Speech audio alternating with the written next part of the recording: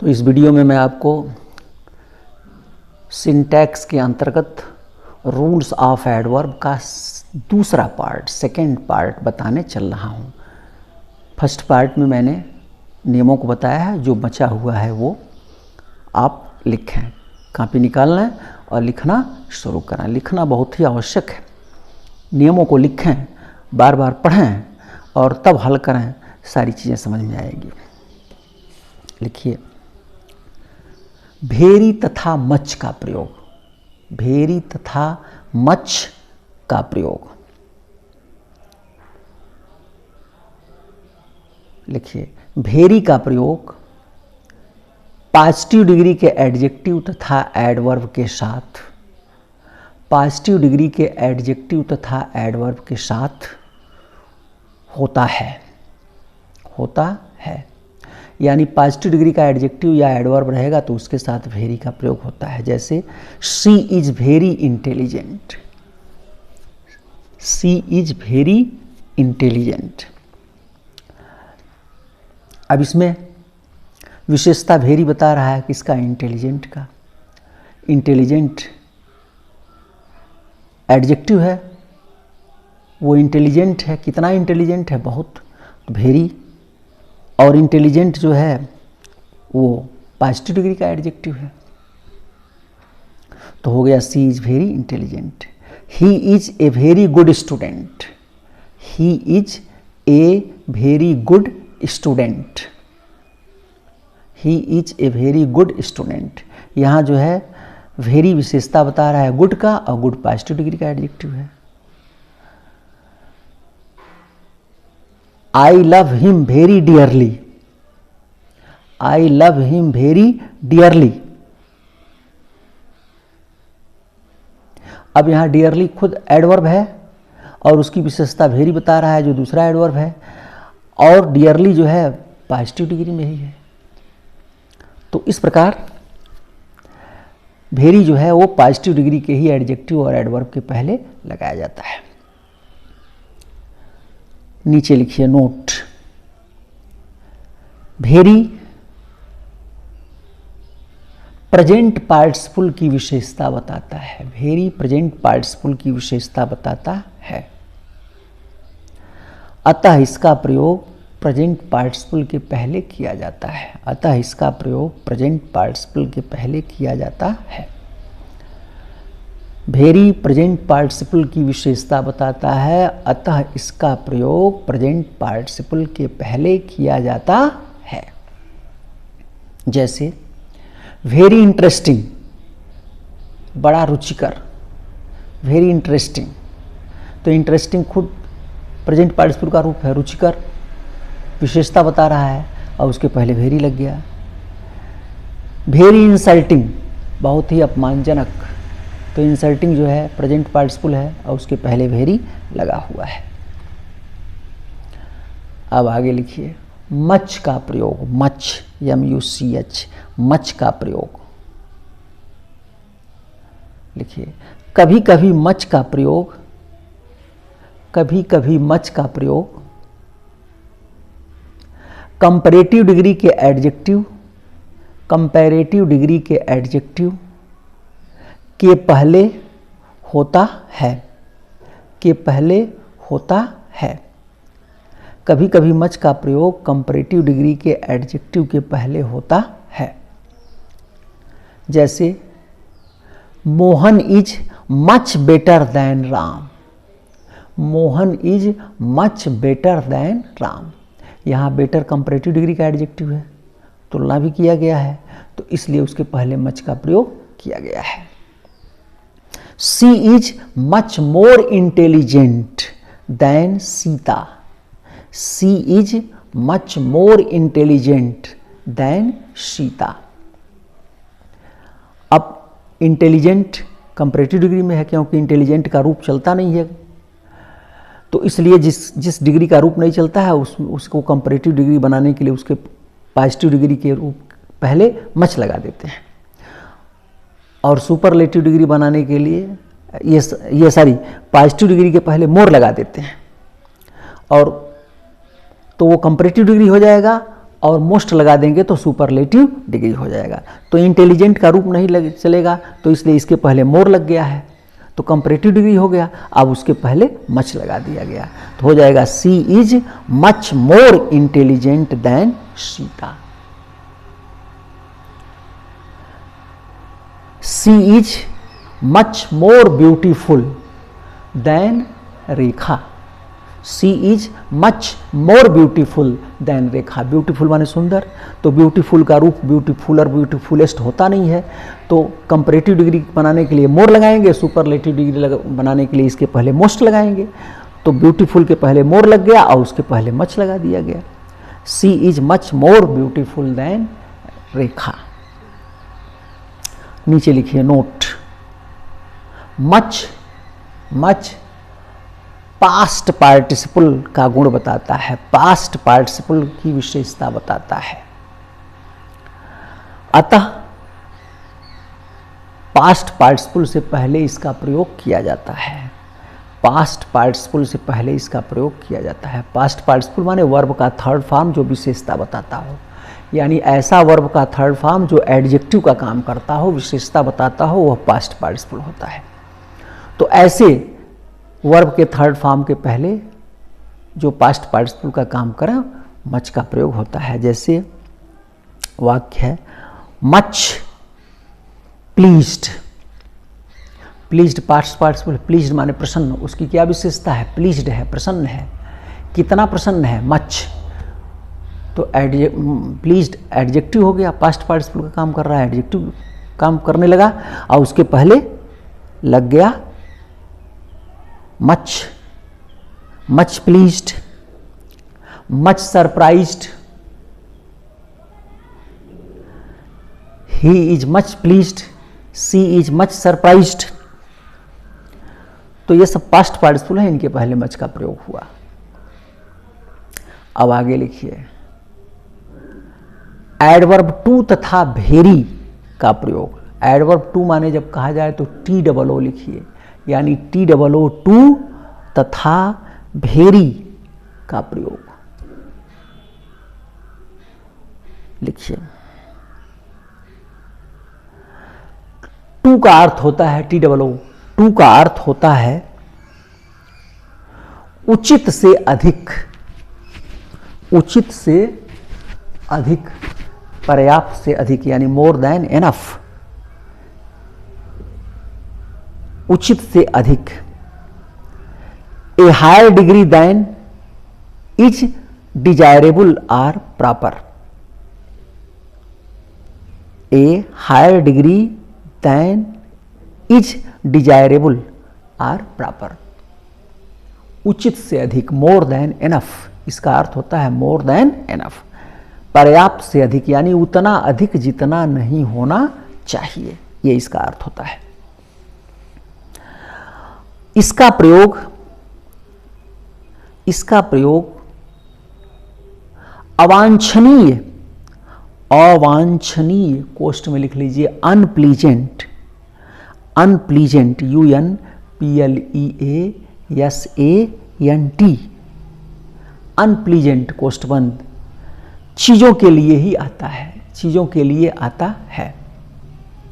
अर्थात TOO का प्रयोग बैड सेंस में ही किया जाता है, गुड सेंस में इसका प्रयोग नहीं होता है, बैड सेंस में होता है, क्योंकि इसका अर्थ है उचित से अधिक, उतना अधिक जितना नहीं होना चाहिए, ये इसका अर्थ है, उतना अधिक जितना नहीं होना चाहिए, इसीलिए इसका बैड सेंस में ही प्रयोग होता है। जैसे the wind is too cold,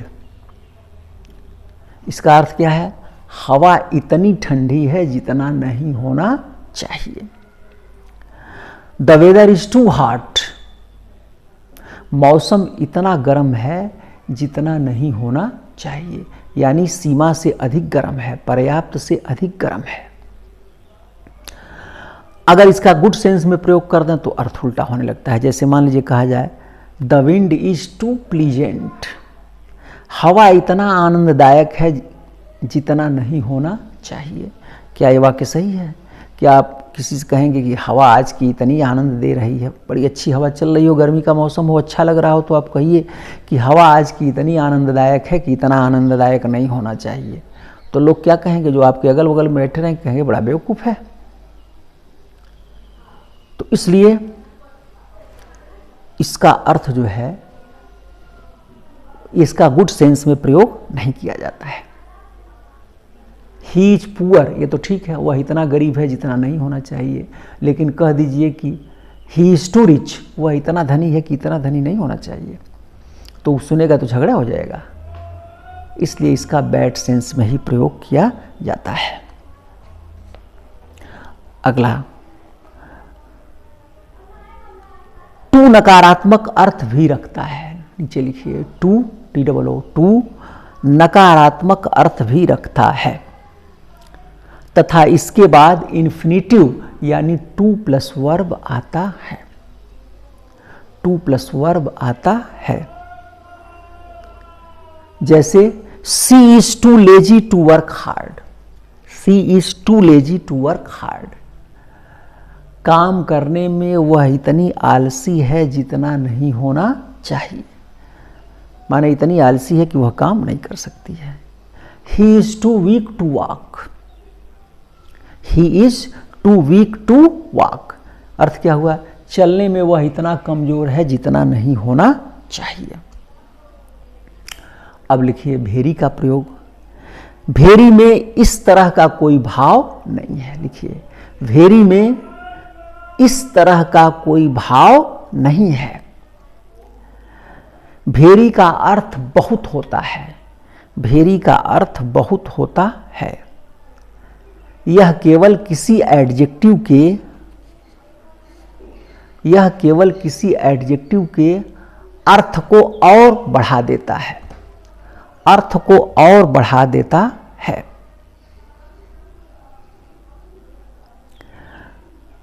इसलिए टू को, TOO, टू को भेरी के अर्थ में प्रयोग नहीं करना चाहिए। टू को भेरी के अर्थ में प्रयोग नहीं करना चाहिए। जैसे this flower is very beautiful, यह फूल बहुत सुंदर है। दिस फ्लावर इज ब्यूटीफुल, यह फूल सुंदर है। आज जब भेरी लगा देंगे तो क्या हो जाएगा, सुंदर तो है ही है, भेरी ने और सुंदर कर दिया। वेरी ब्यूटीफुल, बहुत सुंदर है। तो जो अर्थ रहेगा उसके अर्थ को और बढ़ा देता है। अगर खराब रहेगा तो खराब के अर्थ को और बढ़ा देगा। जैसे दिस बॉय इज बैड, यह लड़का बुरा है, या ही इज बैड, वह बुरा है।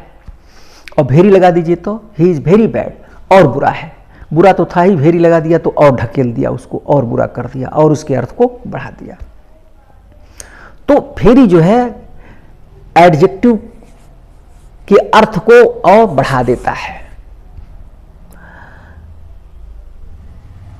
इस प्रकार आपका रूल्स ऑफ एडवर्ब समाप्त हो गया। अब कुछ उदाहरण लिखिए, वाक्य लिखिए और बनाइए मेरे साथ। लिखिए you are late always, you are late always. इसमें क्या गड़बड़ है, EJMR के बाद ऑलवेज आएगा तो बाद में आएगा। टाइम वाले एडवर्ब हैं जो वर्ब टू बी के बाद आते हैं, तो क्या हो जाएगा, you are always late. He long stayed, तो स्टे की क्रिया है, इसकी विशेषता लॉन्ग बता रहा है, तो इसके बाद ना आएगा ही स्टेड लॉन्ग, क्योंकि स्टेज अकर्मक क्रिया है और इंट्रांजिटिव वर्ब है, और एडवर्ब हमेशा इंट्रांजिटिव वर्ब के बाद में आता है। He stayed long. The horse ran very fastly, the horse ran very fastly, गलत हो गया, फास्टली होता ही नहीं है, फास्ट होता है, तो हो जाएगा the horse ran very fast. I early went there, तो वेंट जो है अकर्मक क्रिया है, इसलिए इसके बाद ही एडवर्ब आएगा, तो हो जाएगा I went there early, I went there early.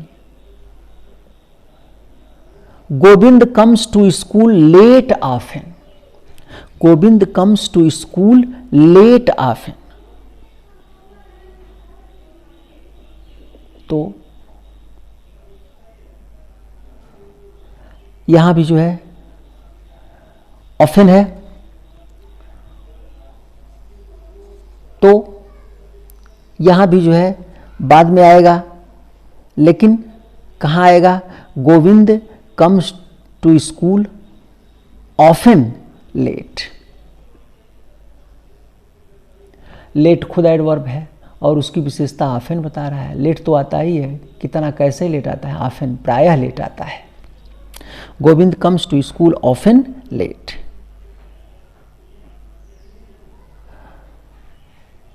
He much was pleased, तो मच विशेषता बताता है पास्ट पार्टिसिपल का। यहाँ प्लीज्ड पास्ट पार्टिसिपल है, उसके पहले आना चाहिए, तो क्या हो जाएगा? He was much pleased, he was much pleased. He frequently is late, he frequently is late. Is am are के बाद एडवर्ब आता है, तो क्या हो जाएगा? He is frequently late, he is frequently late.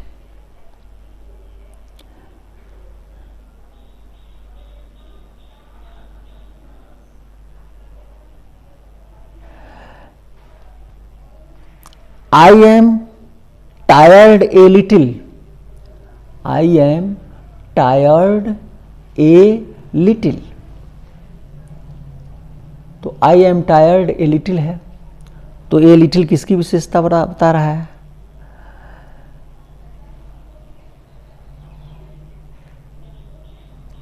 Tired की। और तो जब दो क्रियाएं आ गई, सहायक क्रिया मुख्य क्रिया दोनों, तो उसके बीच में आना चाहिए। तो I am a little tired. My mother is too better today, my mother is too better today. तो बेटर कंपैरेटिव डिग्री है, तो इसके पहले मच आता है, टू एडवर्ब टू नहीं आएगा, तो क्या हो जाएगा? My mother is much better today, my mother is much better today. He well did, तो डिड के बाद आएगा he did well. My son is too healthy, मेरा पुत्र इतना स्वस्थ है जितना नहीं होना चाहिए। अर्थ हो गया तो गलत है, तो क्या होना चाहिए? एडवर्ब टू की जगह पर वेरी होना चाहिए। My son is very healthy.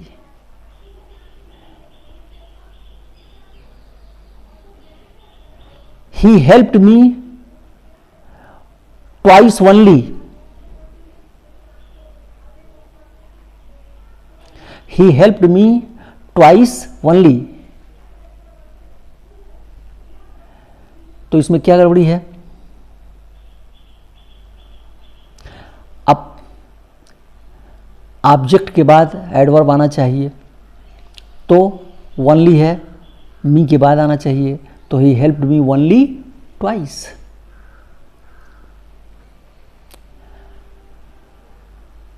he enough spoke, he enough spoke. Enough हमेशा जिसकी विशेषता बताता है बाद में आता है, तो क्या हो जाएगा? He spoke enough. He looks never sad, गलत हो गया, नेवर लुक्स के पहले आ जाएगा, तो क्या हो जाएगा? He never looks sad.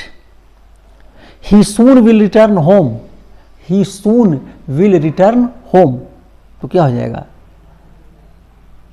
Will और रिटर्न के बीच में आ जाएगा, तो हो जाएगा he will soon return home. तो इस प्रकार मैंने आपको ये बताया, और इस प्रकार एडवर्ब, रूल्स ऑफ एडवर्ब समाप्त हुआ। इसके तमाम उदाहरण भी मैंने दिया। मेरा ख्याल है कि आप जरूर इसे समझ लिए होंगे। खूब इसको पढ़ें, तैयारी करें। बहुत बहुत धन्यवाद।